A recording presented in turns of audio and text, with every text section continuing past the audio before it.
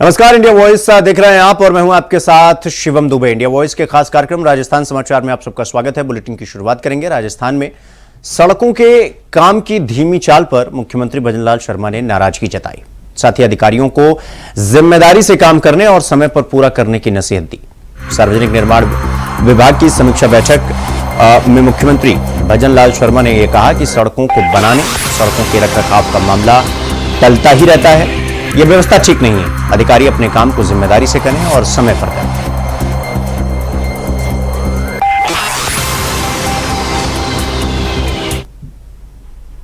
राजस्थान में चूरू कोतवाली थाने में 22 दिसंबर 2017 को अभिनेत्री शिल्पा शेट्टी और सलमान खान के खिलाफ SC/ST एक्ट के तहत दर्ज FIR को राजस्थान जोधपुर हाईकोर्ट ने रद्द कर दिया है। जस्टिस अरुण मोंगा की एकल पीठ ने इस केस में फैसला दिया है। दरअसल ये पूरा मामला एक इंटरव्यू से जुड़ा हुआ है। इंटरव्यू के दौरान अभिनेता सलमान खान और शिल्पा शेट्टी की ओर से वाल्मीकि समाज को लेकर दिए गए बयान के खिलाफ चूरू के कोतवाली थाने में FIR दर्ज करवाई गई थी। हाईकोर्ट ने सुनवाई करते हुए कहा कि SC/ST एक्ट के तहत प्रमाणित होने के लिए किसी को ठेस पहुंचाने का नियम आवश्यक है, जो केस में दिखाई नहीं दे रहा है। हाईकोर्ट ने यह भी स्पष्ट किया कि SC/ST एक्ट में FIR दर्ज करने के लिए सेक्शन और प्रिलिमिनरी जांच करना बहुत जरूरी है। बिना जांच के SC/ST एक्ट में FIR दर्ज करना गैर कानूनी है। मुझे यहाँ पे अच्छी साड़ियाँ कहाँ मिलेगी? I'm not a sales girl. नहीं, मुझे मालूम है, लेकिन जब मैं किसी सेल गर्ल से पूछता हूँ। तो राजस्थान हाईकोर्ट की जयपुर खंडपीठ ने राजस्थान पुलिस SI भर्ती 2021 पेपर लीक मामले में गिरफ्तार 10 ट्रेनी SI को जमानत दे दी है, जबकि 9 आरोपियों की अपील खारिज कर दी गई है। आपको बता दें कि मामले में कुल 19 ट्रेनी सब इंस्पेक्टरों ने याचिका लगाई थी। बता दें कि पिछले दिनों सुनवाई के बाद कोर्ट ने अपना फैसला रिजर्व रखा था। आज इस मामले में सुनवाई हुई और कोर्ट ने उन्हें जमानत दे दी। इनमें कर्णपाल, एकता मनोहर, सुरेंद्र, रोहिताश्व, प्रेम सुखी, अभिषेक, राजेश्वरी, प्रवीण और नीरज कुमार यादव का नाम शामिल है। कोर्ट ने यथास्थिति बनाए रखने का आदेश जारी किया है, जिसके तहत इन कर्मचारियों की पासिंग आउट परेड और फील्ड पोस्टिंग पर तलवार लटकी।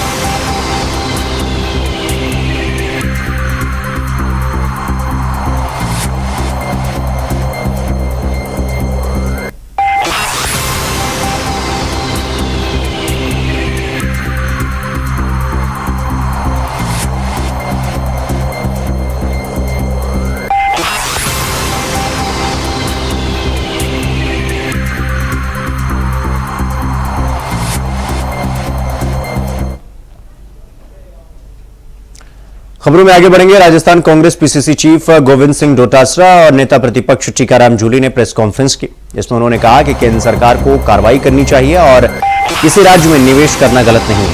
अडानी को लेकर PCC चीफ गोविंद सिंह डोटासरा ने सरकार को घेरा और ये कहा कि इन्होंने फ्रॉड किया है, यानी अडानी ने फ्रॉड किया है। करना चाहूंगा कि अडानी जी को जो ये ग्रोथ मिली है, इस ग्रोथ का अब पर्दाफाश होने लग गया है। केन्या में भी तमाम राष्ट्रपति ने पूरी सदन के अंदर तमाम सारे के सारे उनसे जो एग्रीमेंट किए गए, वो सारे के सारे एग्रीमेंट निरस्त कर दिए गए हैं। और मोदी जी कह रहे हैं मेरे परम मित्र हैं ट्रंप, तो परम मित्र कि देश को सबसे पहले अडानी जी ने झटका दिया है।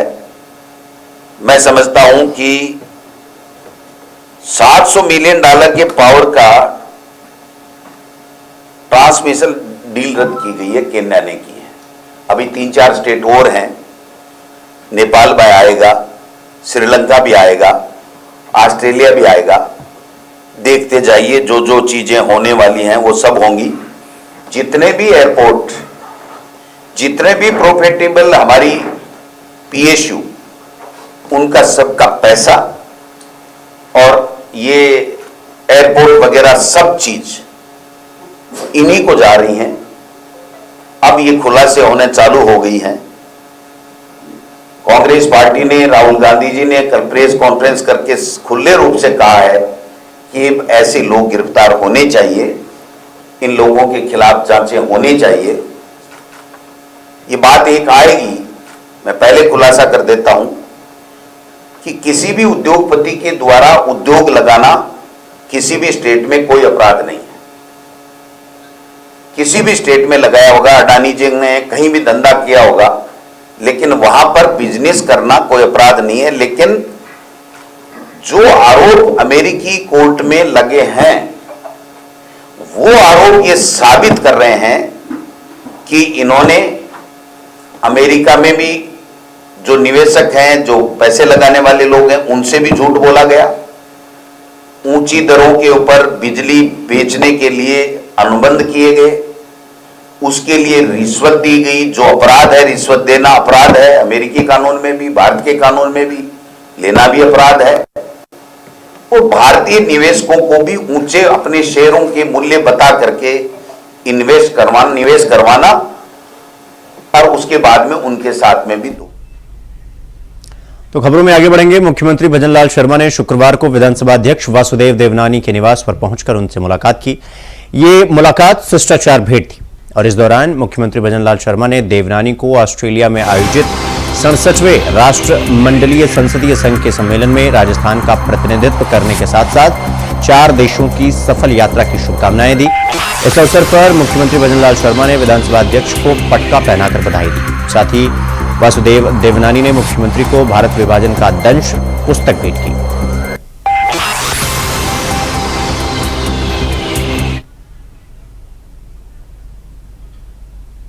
तो वहीं जैसे जैसे दिल्ली मुंबई सुपर एक्सप्रेसवे पर वाहनों और मुसाफिरों का दबाव बढ़ने लग गया है, वैसे वैसे ही बदमाशों का दबदबा भी बढ़ने लग गया है। यहां आए दिन टोल प्लाजा पर घटना होने के बाद भी टोल के आला अधिकारी बेखबर बने रहते हैं।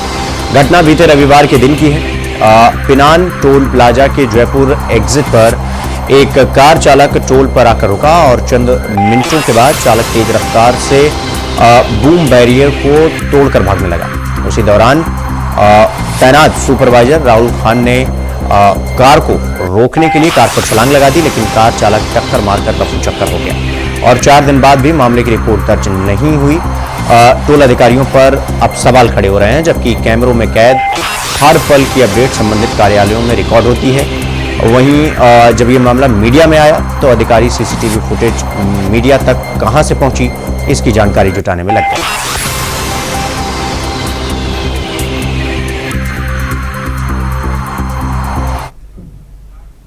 तो वहीं नाथद्वारा नगरी में शराबियों के आतंक से लोग परेशान हैं, क्योंकि नाथद्वारा नगरी एक धार्मिक स्थल है और वहां शराबियों का हुड़दंग देखने को आए दिन मिलता रहता है, जिसमें आम लोगों को काफी परेशानियों का सामना करना पड़ रहा है। नाथद्वारा नगरी की सड़कों पर एक शराबी नग्न अवस्था में भी घूमता हुआ दिखाई दिया, जिससे वहां के प्रशासन पर अब सवाल खड़े होने लग गए हैं। वहां के लोगों का कहना है कि यहां पर अवैध शराब की दुकानें हैं, जिससे शराबियों को किसी भी समय और आसानी से शराब मिल जाता है।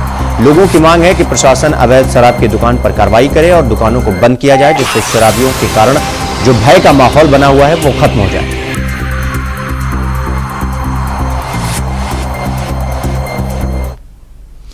तो रुक करेंगे अगली खबर की ओर। गुरुवार को जयपुर के जवाहर सर्किल स्थित एंटरटेनमेंट पैराडाइज मल्टीप्लेक्स में मुख्यमंत्री भजनलाल शर्मा ने अपने मंत्री परिषद के सदस्यों और विधायकों के साथ फिल्म द साबरमती रिपोर्ट की स्पेशल स्क्रीनिंग देखी। मीडिया से बातचीत करते हुए मुख्यमंत्री ने कहा कि इस फिल्म में इतिहास की निंदनीय घटना की सच्चाई जनता के सामने लाने का काम किया है। उस दौर में इस घटना को लेकर जो झूठ परोसा गया था, उसकी सच्चाई इस फिल्म के जरिए उजागर होती है। उन्होंने फिल्म के निर्माताओं को धन्यवाद देते हुए कहा कि ये फिल्म सभी को जरूर देखनी चाहिए।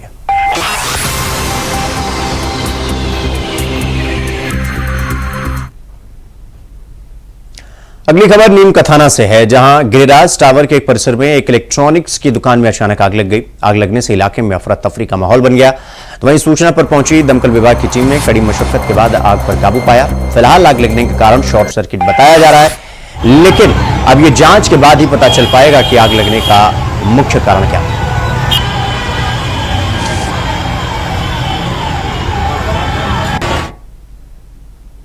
तो आबकारी विभाग की गारंटी को 1 सितंबर से 10 दिसंबर तक बढ़ाने की मांग को लेकर कोटा वाइन कॉन्ट्रैक्टर एसोसिएशन ने आबकारी आयुक्त उदयपुर के नाम ज्ञापन सौंपा है।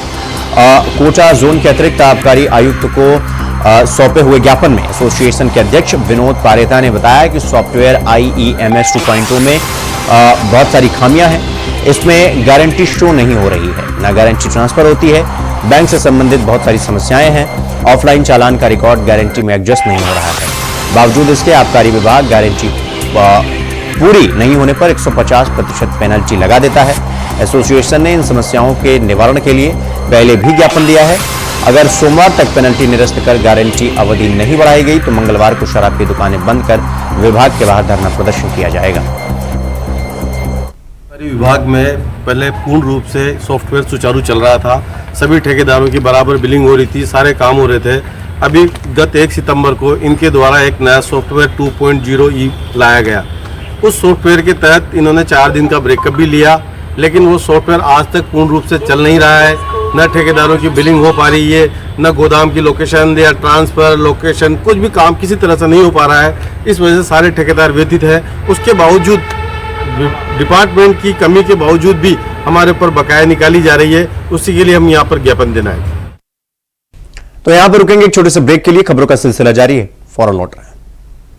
तो ब्रेक के बाद एक बार फिर आप सबका स्वागत है मेरे साथ। रुक करेंगे अगली खबर की ओर। महाराष्ट्र और झारखंड विधानसभा चुनावों के साथ साथ राज्यों में उपचुनाव की प्रक्रिया भी अब पूरी हो चुकी है। प्रत्याशियों को इंतजार अब 23 नवंबर यानी कल का है। वोटिंग के बाद एग्जिट पोल के आंकड़े भी आ गए हैं। राजस्थान की 7 विधानसभा सीटों पर उपचुनाव हो चुका है। चुनाव के बाद हार जीत के कयासों का बाजार जोरदार गर्म होता जा रहा है। नतीजों को लेकर फलोदी सट्टा बाजार के सटोरिये भी अब एक्टिव हो चुके हैं। उपचुनाव में बीजेपी को 4 से 5 सीट पर जीत बताई जा रही है, तो वहीं कांग्रेस और अन्य दल को एक सीट पर जीत मिलने का अनुमान है। फलोदी सट्टा बाजार के मुताबिक खिंवसर में राष्ट्रीय लोकतांत्रिक पार्टी को बड़ा झटका लग सकता है।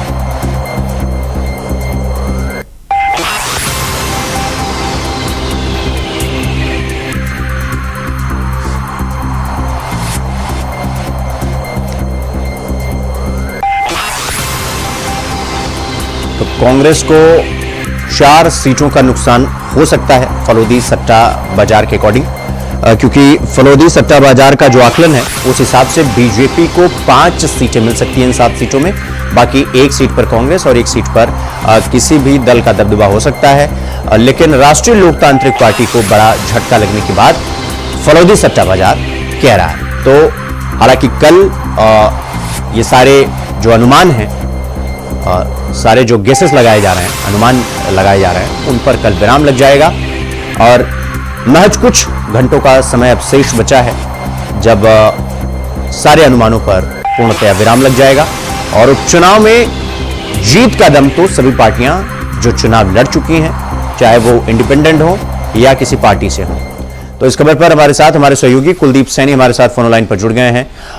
कुलदीप, कल यानी 23 तारीख को वैसे तो चुनाव के परिणाम आ ही जाएंगे, लेकिन ये जो फलोदी सट्टा बाजार का आकलन है कि बीजेपी को 5 सीटें मिलेंगी और 1 सीट कांग्रेस और 1 सीट किसी को भी, क्या कुछ ये आकलन के मायने हैं? और फलोदी सट्टा बाजार का जो प्रेडिक्शन रेशियो है, यानी कि कह रहे हैं कि जो अनुमान लगाते हैं वो कितना तर्क बैठ रहा है और अपने अपने जीत के दावे किस तरीके से किए जा रहे हैं, क्या कुछ जानकारी आपके पास?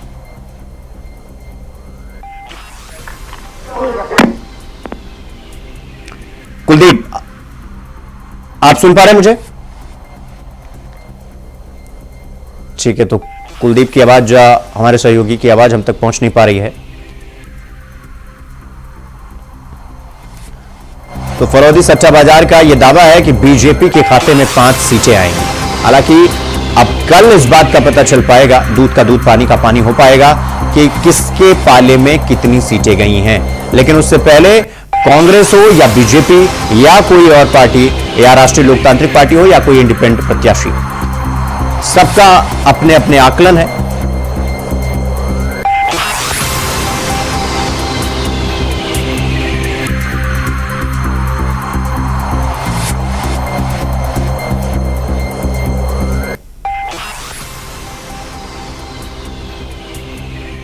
तो इस खबर पर हमारे साथ शैलेंद्र सिंह दाभाई, प्रवक्ता भारतीय जनता पार्टी के, हमारे साथ जुड़ गए हैं। शैलेंद्र जी, बहुत स्वागत है आपका। और अभी तक के आंकड़ों के मुताबिक, एग्जिट पोल के मुताबिक आपकी जीत 7 में से 5 बताई जा रही है। हालांकि आपका आकलन क्या कहता है शैलेंद्र जी? और देखिए, भारतीय जनता पार्टी की माननीय भजनलाल सरकार 11 महीने में जो ऐतिहासिक काम किए हैं, बिजली, पानी, सड़क की जो स्थायी समाधान निकालने का मजनलाल सरकार ने काम किया है, उसी रिपोर्ट कार्ड को लेकर हम जनता के सामने गए। चाहे युवाओं के भविष्य की बात हो, पेपर लीक माफियाओं को खत्म करके पेपर लीक नहीं होने दिया, जितनी भर्ती परीक्षाएं हुई, महिलाओं का आत्मसम्मान बरकरार रखा, किसानों का हमने जो सम्मान निधि थी वो 2000 रुपए बढ़ाकर उनको आर्थिक संबल दिया। तो तमाम जो चीजें थी, बहुत बड़ी ऐतिहासिक चीजें, उनको लेकर हम गए। हमने आम आदमी के लिए 2% वैट कम किया, पेट्रोल डीजल के भाव कम किए। तो आप देखिए, निश्चित तौर पर भारतीय जनता पार्टी को मतदान किया होगा जनता ने, राजस्थान की जनता ने, जो 7 उपचुनाव हुए। और हम एग्जिट पोल तो एक संभावना होती है, लेकिन एक इशारा जरूर होता है। लेकिन हम तो काम ठीक है। शैलेंद्र जी मैं आपके पास आऊंगा। राजीव चौधरी हमारे साथ प्रवक्ता कांग्रेस के जुड़ गए हैं। राजीव जी, पहला तो एग्जिट पोल पर आप विश्वास करते हैं या नहीं? क्योंकि जिस तरीके से एग्जिट पोल बता रहे हैं वो ये बता रहे हैं कि 7 में से 5 सीट भारतीय जनता पार्टी के खाते में जाएगी। हालांकि आप लोग कह रहे हैं कि 7 की 7 सीट हम जीतेंगे। आपका आकलन क्या कहता है राजीव जी? देखिए, मैं तो इतना कहना चाहूंगा कि अभी कुछ समय पहले केंद्र के चुनाव हुए हैं, उसके बाद में हरियाणा के विधानसभा चुनाव हुए हैं। तो अगर इनके हिसाब से देखा जाए तो सट्टा बाजार कहीं ना कहीं अपने परिणामों को लेके पस्त होते हुए दिखा है। बिल्कुल। और उन्होंने जो घोषणा की थी उसके अनुरूप उनके परिणाम कहीं रहे नहीं है। तो मैं तो इन सट्टा बाजार के बारे में ना तो मैं समझता हूँ, ना इनके अंदर मेरी कोई इनके अंदर विश्वास है, ना इनके परिणामों को लेके मेरे अंदर मन में कोई जिज्ञासा है। नहीं तो राजीव जी, शैलेंद्र जी ने तो गिनवा दिया कि उन्होंने जो इन साल भर के लगभग अंतराल में जो उन्होंने काम किया है उस आधार पर जनता ने वोट दी है। आपका आकलन, आपका विश्वास किन चीजों पर है कि आपको जनता राजस्थान की जनता तो अंधेरे में जीने को मजबूर है और दिन के अंदर खड्डों में चलने को मजबूर है। साल भर में राजस्थान में ऐसा कोई काम नहीं हुआ है कि राजस्थान की जनता इनको काम के नाम पे वोट दे। पूरी ढकोसलेबाजी है भाजपा के पास में और कुछ भी नहीं इसके सिवा। ठीक है, शैलेंद्र जी हमारे साथ हैं। शैलेंद्र जी, पूरा ढकोसलेबाजी है, वो बता रहे हैं कि राजस्थान अंधेरे में जी रहा है और आप ये कह रहे हैं कि हमने इतने काम कर दिए और जनता इस बिना पर हमें सीट दे देगी। आप देखिए ना, राजस्थान को अंधेरे में डालने का काम किया कांग्रेस पार्टी की गहलोत सरकार ने। 90,000 करोड़ का बिजली कंपनियों को घाटा छोड़ के गए थे, कर्ज छोड़ के गए थे, जिसको पूरा करने के बाद हम समाधान की तरफ बढ़ रहे हैं। हमने एमओयूज किए हैं केंद्रीय जो बिजली कंपनियां हैं उनके साथ, और आपने देखा होगा किस तरह से फ्री समिट भी राजस्थान में हो रहे हैं, राइजिंग राजस्थान हो रहा है। हम यहाँ पर स्थायी समाधान की तरफ बढ़ रहे हैं। भारतीय जनता पार्टी समस्या का स्थायी समाधान चाहती है, इसलिए हम 32,000 मेगावाट बिजली का उत्पादन करेंगे अगले 4 सालों में। वो उससे समस्या दूर होगी। जो ERCP योजना थी जिसको कांग्रेस ने लटकाने भटकाने अटकाने का काम किया, उसको मूर्त रूप देने का काम किया। यमुना जल समझौता किया। ढेरों ऐसी योजना है जिसके बल पर हम जनता के बीच में गए और हर वर्ग ने, गरीब, किसान, ठीक है शैलेंद्र जी, राजीव जी, दलित, सबने वोट दिया है। बिल्कुल शैलेंद्र जी, राजीव जी, बहुत कम अब समय शेष बचा है जब दूध का दूध पानी का पानी हो जाएगा। फिलहाल आप सबका बहुत बहुत धन्यवाद हमसे जुड़ने के लिए और बातचीत करने के लिए। और अपने अपने जीत के दावे, अपनी अपनी राग, अपनी अपनी ढापली वाला पूरा मामला चल रहा है। हालांकि कल तो पता चल ही जाएगा कि कौन कितने पानी में है। रुक करेंगे अगली खबर की ओर। प्रदेश में लगातार प्रदूषण का दायरा बढ़ता जा रहा है और आज प्रदेश के प्रमुख शहरों में प्रदूषण बढ़ता हुआ दर्ज किया गया है। दरअसल आपको बता दें कि राजस्थान में उत्तरी हवा का प्रभाव बढ़ने से तेज हुई सर्दी के साथ साथ अब धुंध भी यानी प्रदूषण भी बढ़ गया है। AQI यानी एयर क्वालिटी इंडेक्स भी अपनी खराब स्थिति में पहुंच चुका है। जयपुर, भिवाड़ी, सीकर, श्रीगंगानगर रेड जोन में आ चुके हैं ये शहर। तो वहीं कल यानी 20 नवंबर को यहां का AQI लेवल 300 के पार दर्ज हुआ।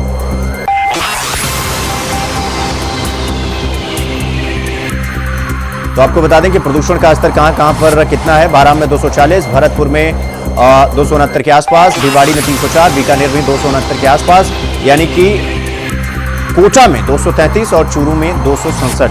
तो प्रदूषण का स्तर राजस्थान के अलग अलग जिलों का हम आपको बता रहे हैं। धौलपुर का 265, हनुमानगढ़ का 256 और एयर क्वालिटी इंडेक्स 200 के पार ही हर जगह का है। जयपुर में 282, झालावाड़ में 245। ये तो हाल है राजस्थान में प्रदूषण के स्तर का। तो झुंझुनू में 231 और करौली में 257। ये वो जिले हैं जो प्रदूषण की दंश इस वक्त झेल रहे हैं। कोटा 231 और सीकर 291। और आपको और जिलों की बात बताएं तो सवाई माधोपुर 211, श्रीगंगानगर 243 और टोंक 324, भीलवाड़ा 238। तो राजस्थान के अलग अलग जिले प्रदूषण का दंश झेल रहे हैं और एयर क्वालिटी इंडेक्स 200 के पार है हर जगह का। रुक करेंगे अगली खबर की ओर। झुंझुनू जिले में रोहिताश नाम के एक व्यक्ति से जुड़ा अजीबोगरीब मामला सामने आया है।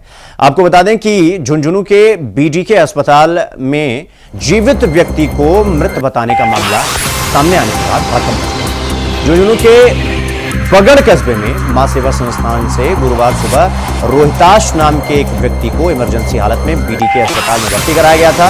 बताया जा रहा है कि रोहिताश दिव्यांग था। इलाज के दौरान चिकित्सकों ने रोहिताश को मृत घोषित कर दिया और पोस्टमार्टम के लिए डेड बॉडी को मार्चुरी में भी रखवा दिया।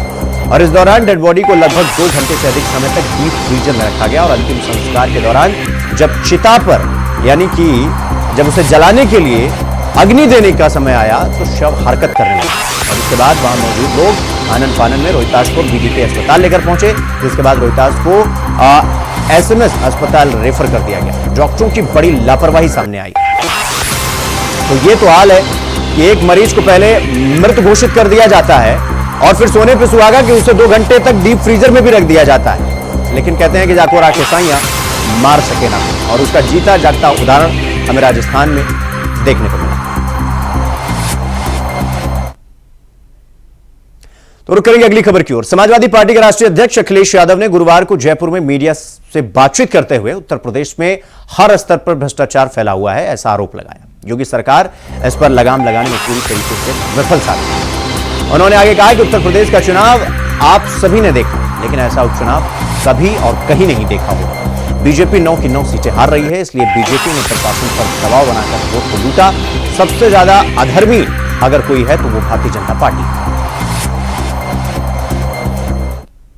कई बार हम लोगों ने देखा है कि सर्वे जो कहता है वो नहीं होता है। चैनल में भी कई बार बहुत सारे जानकार लोग जो समीक्षा करते हैं उसके हिसाब से भी नहीं होता है। जनता बदलाव चाहती है, बीजेपी हटे, यही सब चाहते हैं। और जहां तक यूपी की बात है, यूपी की जनता 9 की 9 सीटें भारतीय जनता पार्टी को हरा रही है। इसीलिए आपने देखा कहीं ऐसा नहीं हुआ होगा जहां पुलिस प्रशासन को आगे कर दिया हो।